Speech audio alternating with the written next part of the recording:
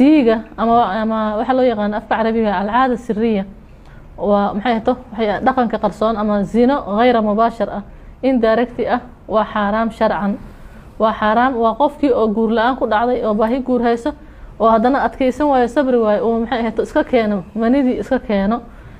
وانا حرام وشرع هذا موقع الله سبحانه وتعالى نسيت توسع ويردها جنة وحري ولا تقربوا الزنا إنه كان فاحشة ومقتا وساء سبيلها ودوانين الزنا ده إيه محيته وفاحشة وأنا واحد برشيد في السهادنا وواحد ترى كبني آدم كقول عياراي وواحد سمعة قويس كقول عياراي marka siigada oo dhalinyarada ku badan oo waliba maxay tahay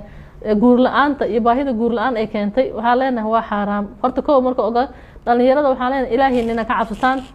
oo iska maxay tahay mawduucaas waxay ku keenaysaa maxay tahay raganimadaada iyo daciifto waxay ku keenaysaa sumcadda mustaqbalka dama guurkaada inuu halaabo marka ma wanaagsano waxa la qofka inuu doorsanaado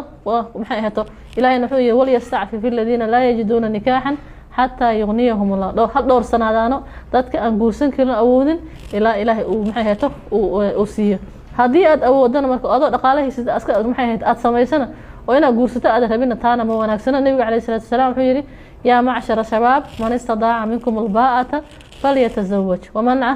lam yastadi' fa alayhi bisawm qofkii awoodo inuu guursado ha guursado dhahay qofka awoodin ha soomo marka qofka aan marka guurka awoodin shariicada waxay amartay inuu soomo سنينتي قميصة معلمها ضيحة عادي هاي أيام البيت أو اللي بدخاتين هذا علماء ما أنت سيكولوجيين تأشياء قف جيركيس إنه أسكوسة ما محيها فورمات وسناديفين هاي مركز شهوة كقفيف نقونس مش يصدق تمام أيام البيت رفضي تمام كإيشان معلمها ضيحة وعادي هاي marka hada dhaqan ka dhigato qof maxay taqabo waxa silaana noqonaysa ilaa ilaahay subhanahu wa ta'ala ku saqir inaad guursato taas marka dhalinyarada inaan noqoto dad cafiifiin oo ilaahay ka cabsado nabiga kaleey sallallahu alayhi wasallam 10 sano arin raacay soo naftiisu asal kadibna Khadiija maxay tahay iyuu guursaday iyada dhaqaale haysato nabiga Muuse sidoo kale arin uu raacay 10 sano heshiis kula galay inuu gabar guursado marka dhowr sanaanta waa shay muhiim ah oo dhalinyarada looga baahan yahay waalidiinta waxaan leeyahay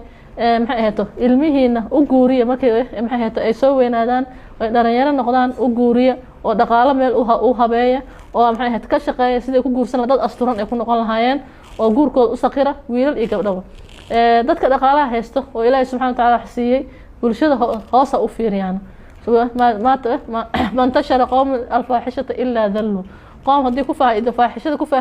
ku faafto way duloobayaan marka hadii gabadha dariskaada ama kan iskoolka la fadhido fasalka la fadhido ama kan maxay ahayd saaxiibka ay halaabo ama wiilka uu halaabo ilmahaadana way halaabayaan in marka gabdhaha maxay ahayd aan laga dhigin badeeco